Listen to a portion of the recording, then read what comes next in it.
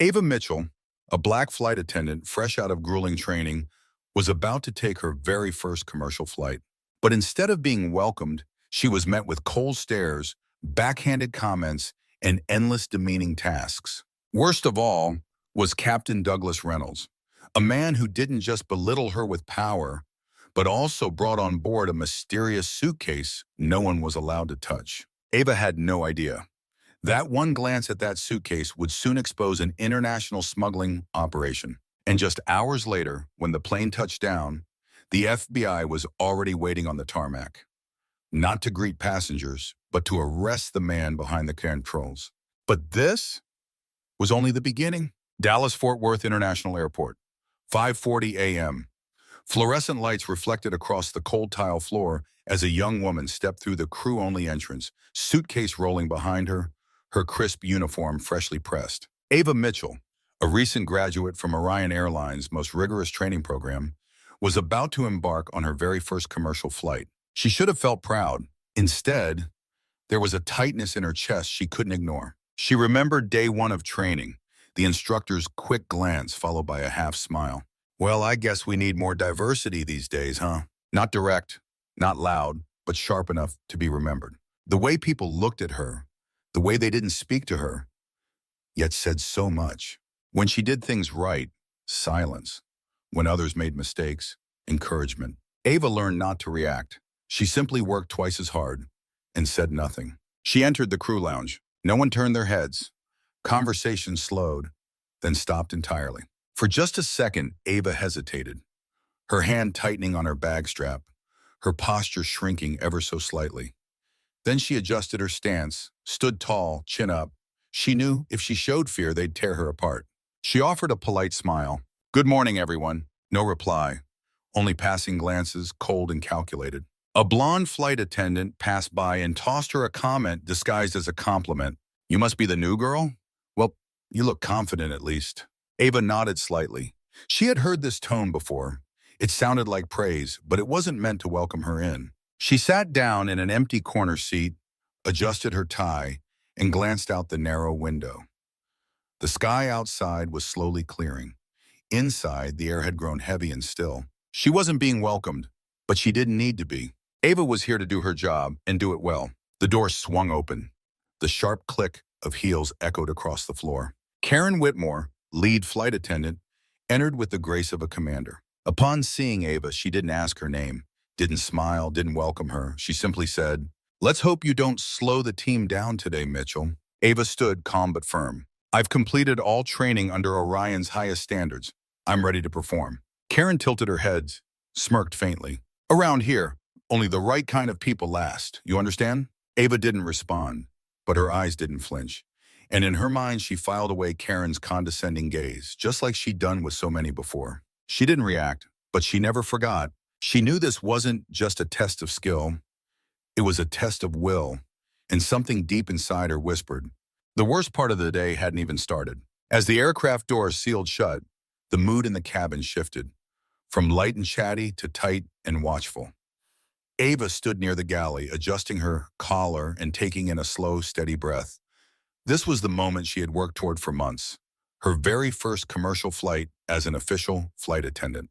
But within just 30 minutes, any illusion of teamwork or professionalism had already shattered. Every crew member had their own tasks, yet Ava was the only one being called constantly, and never by her first name, just Mitchell.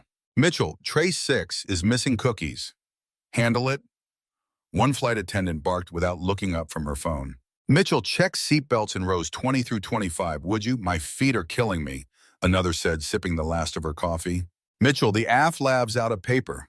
You know what to do," a senior attendant said casually, like it was a given. No one said please.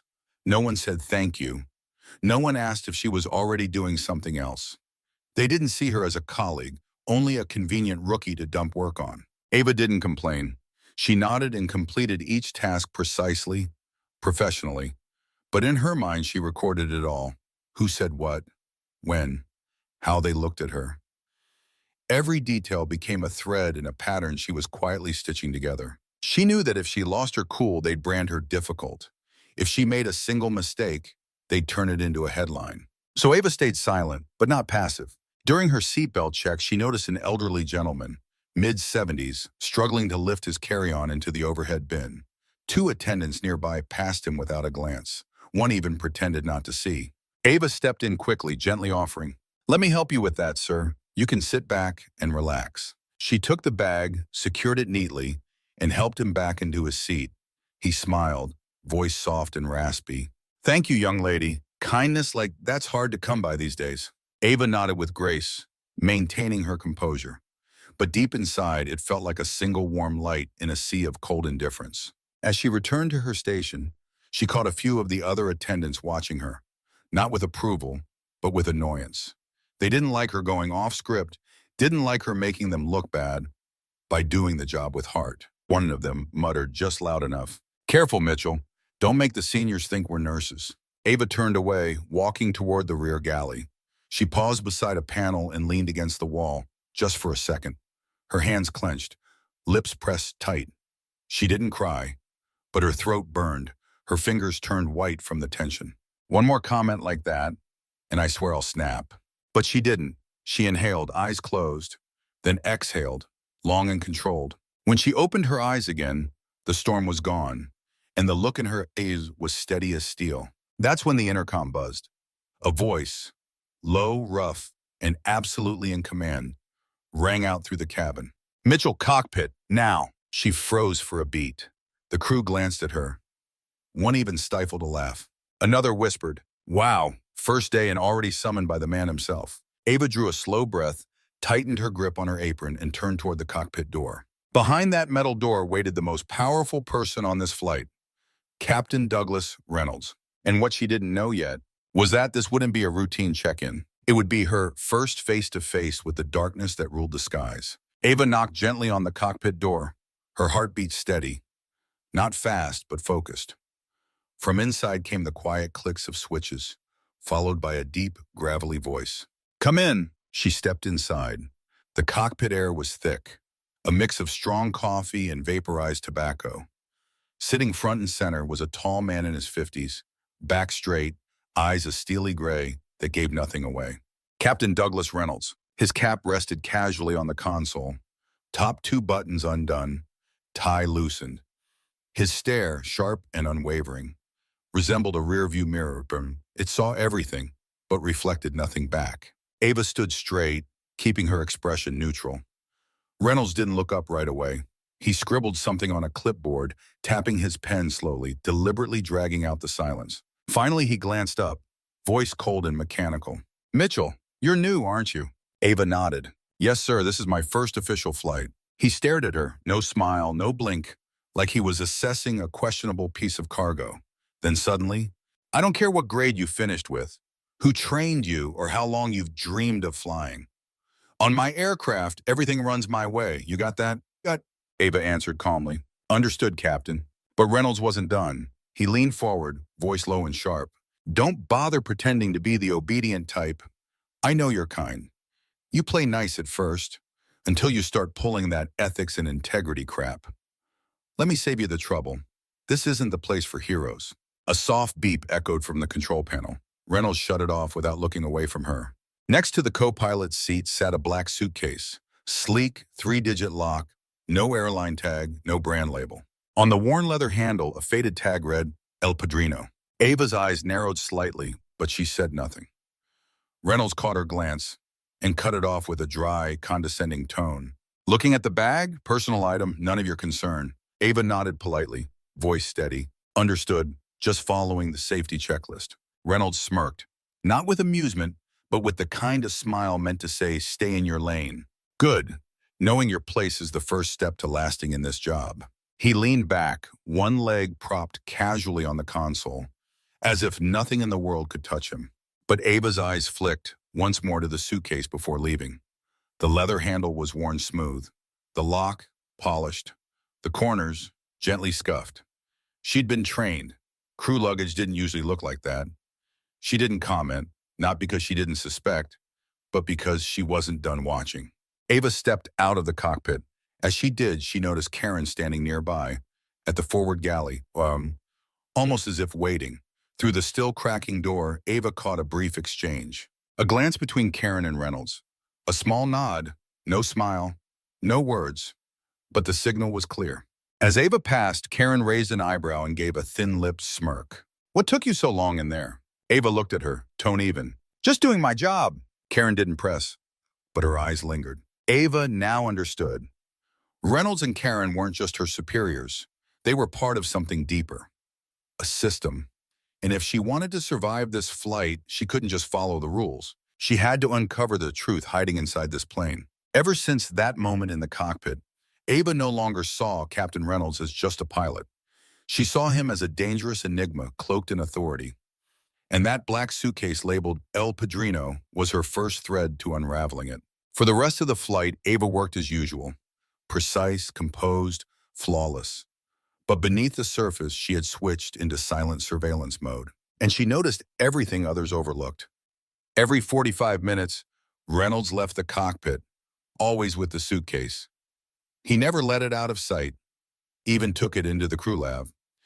At one point, Karen handed him a small folded note. Their eyes briefly flicked to Ava, sharp as needles. Ava had no authority to ask questions, but she could observe, and she could document carefully. She wrote everything in a tiny notepad tucked into her bra, disguised as a service checklist. Movement patterns, behavioral anomalies, hidden exchanges with Karen, the suitcase's location in constant proximity. Mid-flight, with passengers settled and the cabin humming in quiet rhythm, Ava seized her moment. She approached the cockpit door, cracked just a few centimeters open. Reynolds wasn't inside. The captain's seat was empty. The black suitcase sat unattended on the co-pilot's seat. Ava inhaled slowly. Her fingers trembled, just a bit, but her eyes were steady. She pulled out her phone, quickly activated silent camera mode, turned her body to shield the screen. 5 seconds. That's all she needed. One clear photo. The suitcase, the code lock, the worn leather tag. El Padrino. She framed it, focused. Click. Done. But before she could lower her phone, a voice pierced the air, low and sharp, right behind her ear. "What the hell do you think you're doing, Mitchell?" Ava spun around. Captain Reynolds stood inches away, face unreadable, but eyes burning with tightly coiled rage. Before she could react, he snatched the phone from her hand. His fingers moved fast. The photo appeared. 1 second of silence. Then, delete. He tossed the phone back to her, hard, then stepped in, close enough for her to smell the tobacco on his breath. "Listen carefully, Mitchell. I don't know who you think you are, some undercover reporter, some moral crusader. But if I ever catch you snooping again, this will be your last flight, ever." Ava didn't flinch. She didn't cry. She said nothing, but her eyes said it clearly. "I'm not afraid of you." Reynolds stared at her, searching for a crack. He found none. He grunted, fixed his collar, and turned away, his footsteps harsh against the metal floor. Ava stood still, gripping her phone tight. The photo was gone, the evidence lost. She didn't move for several seconds. Her hands were still shaking, heart pounding like a drum in her throat. And for just a moment, a thought flickered. Maybe I should stop, be quiet like the others, do the job, get off the plane.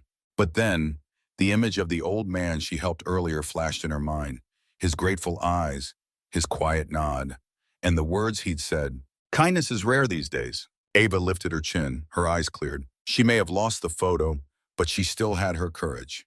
And if Reynolds was starting to show fear, then she knew she was on the right track. The plane had begun its gradual descent. Passengers were fastening their seatbelts, and the crew moved up and down the aisle for final checks.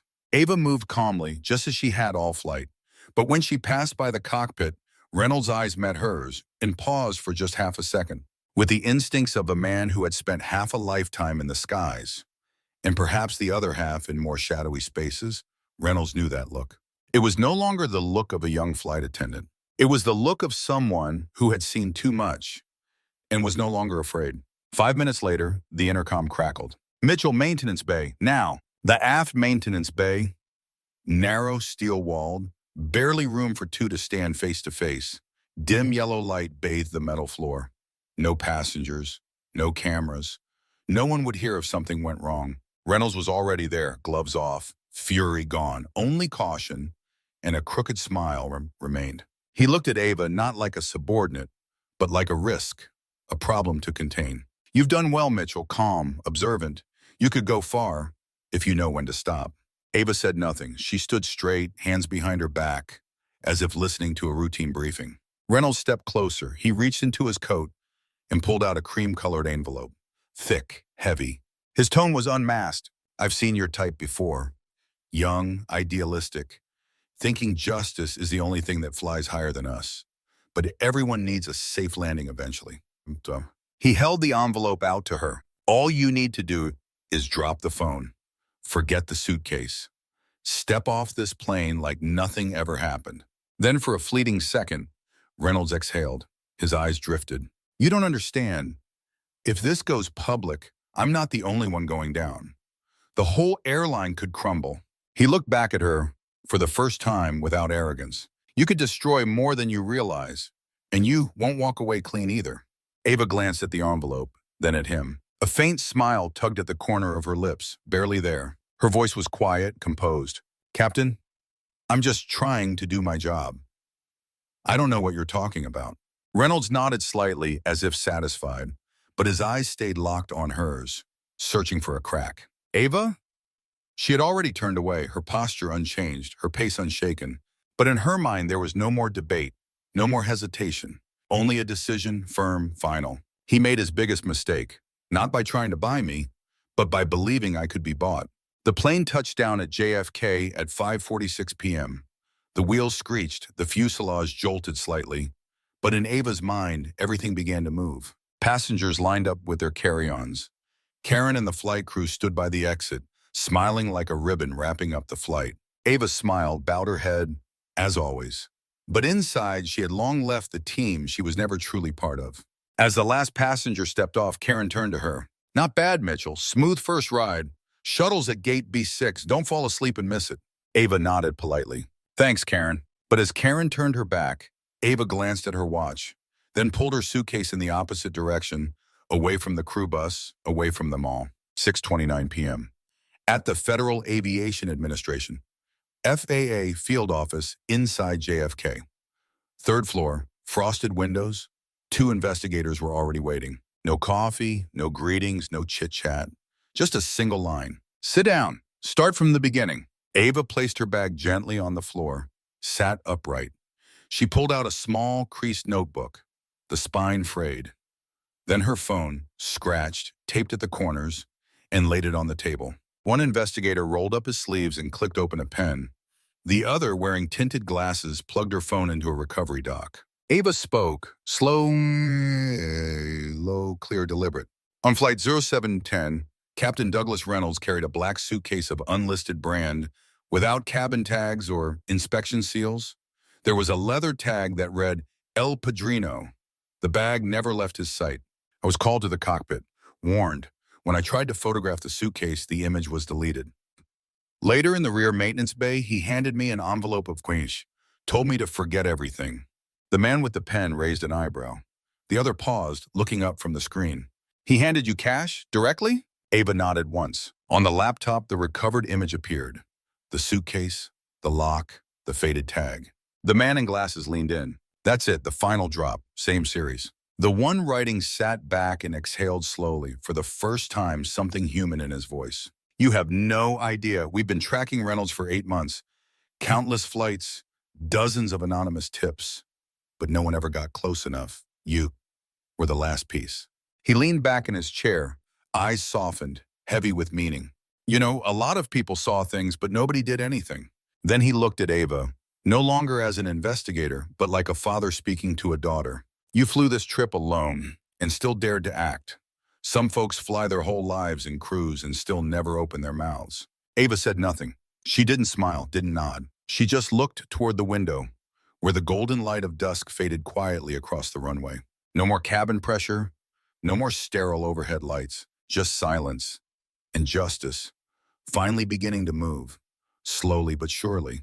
And Ava knew her flight wasn't over. It had just taken off. Just 30 minutes after Ava left the FAA office while the Orion crew was preparing to head back to the hotel, chaos broke out at JFK. A black SUV with no license plate screeched to a stop near the technical zone, right where the Orion Airlines crew had gathered. Three FBI agents in dark suits and sunglasses stepped out, fast, silent, focused. No sirens, no shouting, just an icy silence stretching across the tarmac, and dozens of eyes watching from every direction. Reynolds stood by a maintenance cart, casually chatting with a ground crew worker. He had no idea these were the last seconds of his freedom. "Douglas Reynolds?" The agent's voice was calm, deep, and final. Reynolds turned. His eyes shifted from surprise to confusion to full realization. He didn't say a word. The cuffs snapped around his wrists. Click, click, quiet, but thunderous in the open space of the airport. Karen, just meters away, holding an equipment case, froze in place. Her face drained of color. Her hands clutched the box until her knuckles turned white. One crew member stepped back instinctively. Another turned away, pretending not to see. As Reynolds was escorted past the passenger terminal, a news camera from a local channel happened to catch it live. The lens zoomed in on his face. His eyes met the camera, and for the first time in years, there was no power, no pride, only emptiness, and a whisper under his breath. "Damn it, I knew it." The expensive pilot watch on his wrist slipped off as he was being led away. A technician nearby bent down, picked it up, glanced at Reynolds being walked off, then quietly dropped it into an evidence bag. Reynolds looked back, and for the first time, his eyes dropped like those of an old man with no way home. The FBI sealed the cockpit.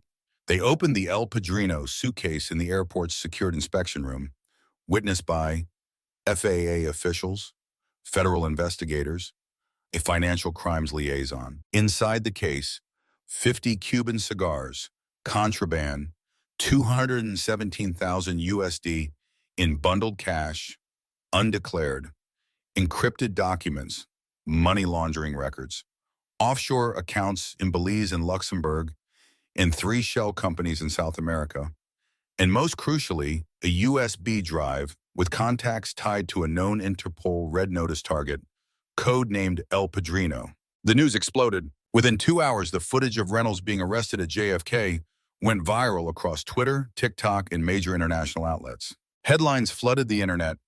Orion Airlines captain arrested by FBI at JFK. El Padrino suitcase uncovers aviation's darkest secret. Insider tip ends, 8-month sting. FAA declines to comment further. Orion Airlines plummeted. Stock value, ORN, dropped over 28% before closing. Chicago headquarters raided. Entire board of directors suspended. Top shareholders demanded internal investigation. Meanwhile, Karen was detained for questioning. She sat in the interrogation room, silent. No lawyer, no phone, no exit. Somewhere else in the city. A young flight attendant, once ignored, belittled, dismissed, sat quietly by a window. No applause, no spotlight, just her eyes, watching the story unfold on her screen.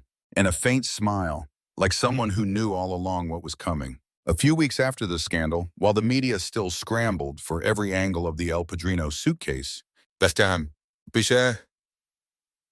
Ava Mitchell was invited to the headquarters of Orion Airlines, not as a flight attendant, but as the key witness in a confidential internal meeting. In a cold, spacious conference room, surrounded by senior executives and legal advisors, a company representative leaned forward with a carefully practiced tone.